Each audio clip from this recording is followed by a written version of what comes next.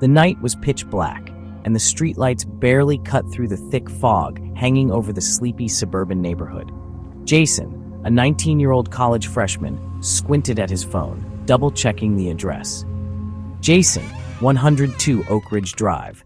Should be around here somewhere. Jason was a new DoorDasher, eager to make some extra cash. Tonight had been unusually quiet until this last order, a late-night delivery to a house deep in the outskirts of town. As he pulled up to the curb, he couldn't shake the uneasy feeling creeping up his spine. The house was old, sitting on the edge of the woods, its paint peeling and windows dark. Jason, weird place. He whispered, stepping out of the car with the takeout bag in hand. The air was heavy with the scent of damp earth and something else. Something foul. As he approached the front door, he noticed the yard was overgrown with weeds, and a cracked "Beware of Dog" sign hung crookedly from the fence. He swallowed hard and pressed the doorbell. Seconds later, a chilling growl resonated from within the house. Jason froze, eyes darting to the nearest window. A massive shadow loomed behind the glass, and then, crash! The window shattered outward, shards of glass exploding onto the porch. Jason stumbled back in horror as an enormous Rottweiler burst through the broken window, landing with a sickening thud. The beast was monstrous, easily twice the size of a normal dog, its black fur matted and slick with sweat. A deep, fresh cut slashed across its left eye, leaving it with a sinister, bloodshot glare. "Jason, what the hell?" he gasped, dropping the food and sprinting back toward his car. Behind him, the dog's growls deepened into a savage snarl, and then it lunged. Jason barely reached his car in time, yanking the door open and throwing himself inside. He fumbled with the keys, his hands trembling as the monstrous dog slammed into the side of the vehicle with enough force to rock it. "Jason, start! Start! Start!" he screamed, frantically turning the key in the ignition. Before he could pull away, the Rottweiler's teeth sank into the car door handle, yanking with a force that sent a sickening screech through the night. Jason watched in horror as the dog's jaws crushed the metal like paper, ripping the door nearly off its hinges. And then he saw him. The dog's owner, a wiry man with greasy hair and an unsettling grin, stood in the doorway of the house, his eyes glinting with sadistic amusement.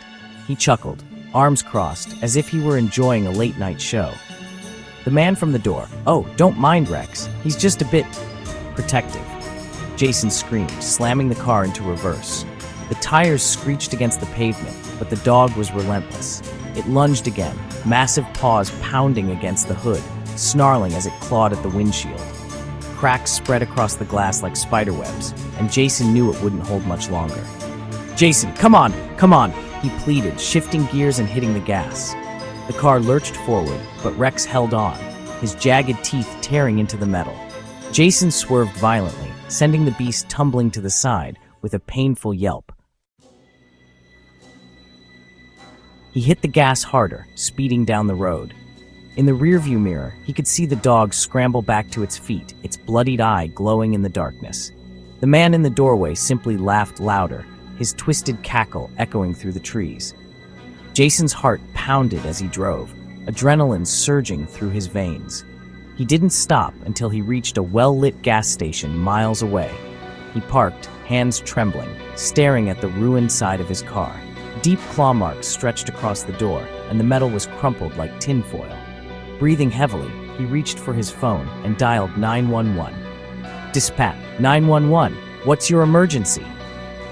I was attacked. A giant dog at 102 Oak Ridge Drive. The owner's insane." The dispatcher was silent for a moment before responding in a low, cautious voice. "Sir, there is no 102 Oak Ridge Drive. That house burned down years ago." Jason's blood ran cold. "Jason, no, I was just there." "The dog." "Sir, are you sure about the address? We've had reports before, but no one's ever lived there." "Not for a long time."